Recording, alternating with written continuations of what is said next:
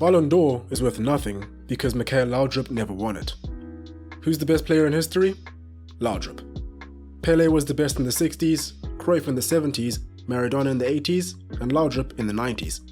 These quotes only form a small fraction of the praise that's been heaped on the incomparable Michael Laudrup because of what he was able to accomplish on the pitch. Scandinavia has been a breeding ground for some of the most iconic and talented football players to grace the footballing world throughout all of modern football history.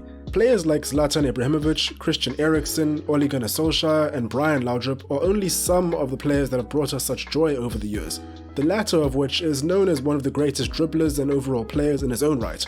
However, in today's video, we're going to be taking a close look at the early life and playing career of his older brother, the father of La Croqueta himself, Michael Laudrup. Undoubtedly one of the most famous members of Johan Cruyff's dream team and quite possibly the best ever Danish and Scandinavian player to ever lace up his boots. However, that last claim, that's for you to decide. And with that being said, how good was Michael Laudrup and what made him so special? Yo, what's going on everyone? Trust you're all doing well and having a great day. We've got a very interesting one coming up today, but before we get into it, do feel free to lightly tap that like button as it massively helps the channel out. But of course, no pressure. It's not like I'm watching you or anything right now. Anyway, let's get right into it. Born in 1964 in Frederiksberg, Denmark, Michael Laudrup was born as the son of Finn Laudrup, a former Danish international. So it only makes sense that he followed in his father's footsteps and began his footballing journey with Van Loos, his father's childhood club. However, due to his father getting a coaching job at Brøndby, he spent the majority of his development at Brøndby and København Boldklub, otherwise known as KB. It was at the latter that he made his professional debut in 1981, but it was at Brøndby where he truly began to shine. So just to give you an idea of what we're dealing with here, when it came to Laudrup, at just 17 years of age, he was shaping up to be an extremely exciting player. Having been deployed in just about every position across the front line at a young age, it was in the attacking midfield role that he truly excelled. Not quite as advanced as a striker, not quite as deep as an 8, a true number 10. A player with extremely quick feet, a good turn of pace, vision, and the ability to play accurately, perfectly weighted passes. However, he did have his shortcomings. After all, nobody's perfect. One of the main criticisms that he garnered even early on in his career was his unselfish nature. His ability to dribble past players and fashion goal-scoring opportunities was a true thing of beauty according to many that played alongside him. Despite this, he almost always chose to play his teammates in and opt not to go for goal himself. This undoubtedly contributed to his relatively low goal-scoring tally, which we'll get to throughout this video. Also, side note, finding reliable assist records from before the mid-90s is incredibly difficult, so I've essentially just gone ahead and not included them in this video. I hope that's not a problem. Anyway, moving along, between 1982 and 1983, Laudrup began showing the world what he was all about. In fact, at just 18 years of age, he won the Danish Player of the Year award, but this was only the beginning. In this 2-year period, he scored 24 goals in 38 matches. The big boys in Europe had seen enough, and by the start of the 1983-84 season, they were convinced that he was the real deal. And for all intents and purposes, it seemed as though Liverpool had won the race for his signature. Mind you, Liverpool went on to win the First Division, the League Cup, and the European Cup, now known as the Champions League that season. Yeah, they were no joke. However, when at last minute they changed the terms of the deal to include a 4-year contract as opposed to the 3-year contract they initially tabled, Laudrup decided that they may not be the best fit. So Laudrup essentially said, well, I guess I'll go to Juventus then. A decent backup option. After all, they were the Italian champions at the time. So if you're sitting there thinking that this transfer was too good to be true, it's because it was. Upon arrival in Turin, Laudrup was met with the unfortunate reality that in Italy, like Spain and many other European nations, clubs were only allowed to field a certain set number of foreign players at a time. In the case of Serie A, that number was 3. And seeing as Juventus already had Michel Platini from France, Zbigniew Boniek from Poland, and Massimo Bonini from San Marino, Laudrup was the odd one out. The solution? Laudrup went off on loan to the recently promoted Lazio until a spot at Juve opened up. Red tape, am I right? Anyway, at Lazio he continued to improve, but understandably was not the finished product just yet. They were also not the strongest team at the time, only just avoiding relegation in his first season with them and ultimately falling victim to the drop the next. However, by 1985, Boniek had been shipped off to Roma, leaving a vacant spot for Laudrup to fill. While playing for Lazio, he managed 9 goals and 60 appearances. Alongside Platini, his first season with Juve proved to be a huge success. The Serie A, the 1985 Danish Player of the Year award, and 7 goals in 29 appearances. Remember, he was only 21 years old at this point. Unfortunately, regarding his time in Italy, it was all downhill from here. Following the retirement of Michel Platini, Laudrup was expected to lead the line for Juve and become their midfield star. This proved to be a task too tall for our man at that point in his career.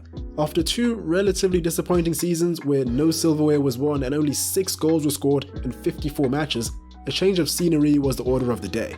Now this is the part of the story where the fun really begins. His next destination? None other than Barcelona at the start of the 1989-1990 season. So just to catch you all up on what's going on at Barca at the time, 1 year prior to Laudrup joining the club, Johan Cruyff had just returned to Barcelona as the manager. With him, he brought his signature footballing philosophy, a philosophy known as total football, an attack-orientated, possession-based style of football. With a guy like Laudrup at his disposal, Cruyff must have been in dreamland. It's also worth noting that the foreign player restrictions were enforced in Spain too, as I previously mentioned. In Spain, the number of foreign players allowed per match day was also 3. To accommodate for the foreign players that Cruyff believed he needed for his system to work, Gary Lineker, among many others, was sold to make room. This made way for Ronald Koeman, Michael Laudrup and Hristo Stoichkov to form part of the backbone of what would later be referred to as the Dream Team. Add some formidable Spanish players such as Pep Guardiola to the mix, and you've got a real problem on your hands if they're up next on your fixture list. If you're unfamiliar with this story, you're probably thinking something along the lines of Dream Team, huh? Why on earth were they called that? Well, I'll tell you. 4 La Liga titles in a row between 1991 and 1994, a Copa del Rey in 1990, and the European Cup in 1992. And might I add, this was Barcelona's first ever European Cup victory in its entire history. Come to think of it, it's kinda crazy that their first one only came in 1992. I mean, that's relatively recent. I guess recency bias does play a huge role in my thinking in terms of that. Anyway, as far as Laudrup was concerned, he was absolutely flourishing. The through balls, the crazy vision, the sleek dribbles, he was on fire. In Cruyff's system, he was deployed in a role that can be likened to the false 9 role that Messi played in.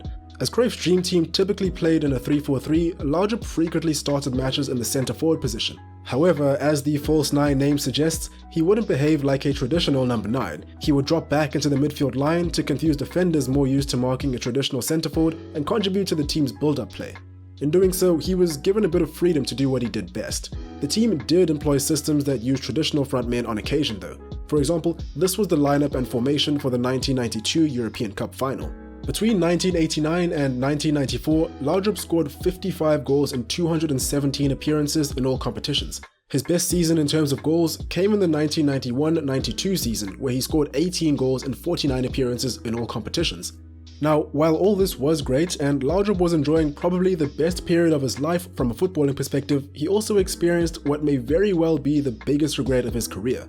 Let's rewind the clock back to 1990 and focus our attention on the international stage. After rising in the ranks of world football, Michael Laudrup was undoubtedly one of the best players in the world at this point. Alongside his brother Brian, Kim Vilfort and Peter Schmeichel and a few other notable names, Denmark had a pretty decent national squad. However, their combined might was not enough to secure qualification for the 1992 UEFA Euros, as they fell short to a formidable Yugoslavia team in their qualification group. But this wasn't all. In the middle of the qualification rounds, both Laudrup brothers chose to retire from the national team at 26 and 21 years of age respectively, due to falling out with the head coach Richard Nielsen. In Michael Laudrup's own words at the time, "I play football for the sake of joy and ambition, but in the past years I haven't felt happiness by playing on the national team. And now, when the athletic ambition have also disappeared, I've decided to stop." Well, in a shock turn of events, Yugoslavia was banned from the Euros due to the ongoing Yugoslav wars at the time, meaning that Denmark was in. When given the call to return to the national team and represent his country, Brian Laudrup chose to accept the call. Michael, however, stood strong by his previous sentiments, and in an even more shocking turn of events, Denmark went on to win the whole thing. That's right, Michael Laudrup was in the prime of his playing career, but despite that, Denmark's greatest footballing achievement took place without him. Taking things back to Spain and reconvening our story in 1994, there were rumors flying around that Laudrup was falling out with yet another coach. This time, it was Cruyff. Although perhaps this was merely due to the incredibly high standards that Cruyff held Laudrup up to. According to Cruyff, Laudrup was one of the most difficult players that he'd ever worked with. When he gives 80 to 90%, he's still by far the best. But I want 100, and he rarely does that.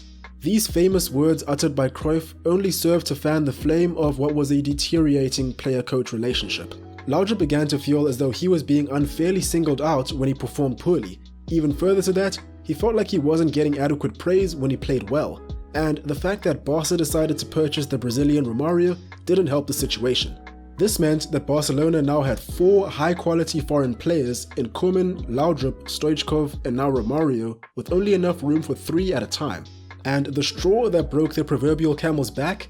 In the Champions League final at the end of the 1993-94 season, Barcelona were faced up with an incredibly formidable AC Milan side and went on to suffer an embarrassing 4-0 loss. What's worse, Laudrup wasn't even selected for the matchday squad. In a post-match interview, Fabio Capello, Milan's manager at the time, stated, "Laudrup was the guy I feared, but Cruyff left him out, and that was his mistake." Fun fact, this statement is actually quite funny, seeing as Brian Laudrup was a Milan player at the time, and Capello opted not to select him for the final. Sadly, the Laudrup brothers never got a chance to face up against one another on the big stage. After weighing up his options, ironically, Laudrup ended up following in Cruyff's footsteps in a way. Just as Cruyff had left Ajax for bitter rivals Feyenoord during his playing days, Laudrup went on to join Real Madrid at the beginning of the 1994-95 season. He was only 30 years old at the time. Even further to that, just as Cruyff had done with Feyenoord, Laudrup won La Liga with Real Madrid in his first season at the club, ending a stronghold on the league that he contributed to at his previous club. This made him the only player in history to win La Liga for 5 seasons in a row across 2 different clubs. It was pretty clear that Laudrup was the secret sauce. And if you need further proof, look no further than our Clásico. In the 1993-94 and the 1994-95 seasons of La Liga, El Clásico ended up with a 5-0 scoreline twice, once in each of those seasons. Barcelona and Real Madrid each came out with 1 win apiece. And if you haven't already guessed by now, Laudrup was on the winning side on both occasions. Essentially, he won 10-0. After only spending 1 more season with Madrid, Laudrup went on to play for Vissel Kobe in Japan in 1996 and then for Ajax in 1997. At the latter club, he helped them to a double which included the 1997-98 Eredivisie and the KNVB Cup. And finally, he retired from the game altogether in 1998. Just to wrap things up, from what this man was able to achieve, as well as how highly his fellow teammates and coaches speak of him, it's clear that he was the real deal. I guess an argument can be made that he could have elevated his career even more had he chosen to lace up for the 92 Euros, but I'm sure I'm not alone in thinking that this takes very little away from his legendary status. In my eyes, he was and still is well worth his title and then some. Michael Laudrup, the Prince of Denmark. And there we have it. I'd be very interested to hear what you guys think of Michael Laudrup. How do you think he ranks in terms of the Scandinavian footballers that have graced the world of football over the years? Feel free to leave your thoughts in the comments below. Anyway, that's all from me. I must say that as someone who didn't get to watch Laudrup live in his prime, I had a great time making this video. Anyway, stay tuned for more in the future. Cheers, and I'll catch you in the next one.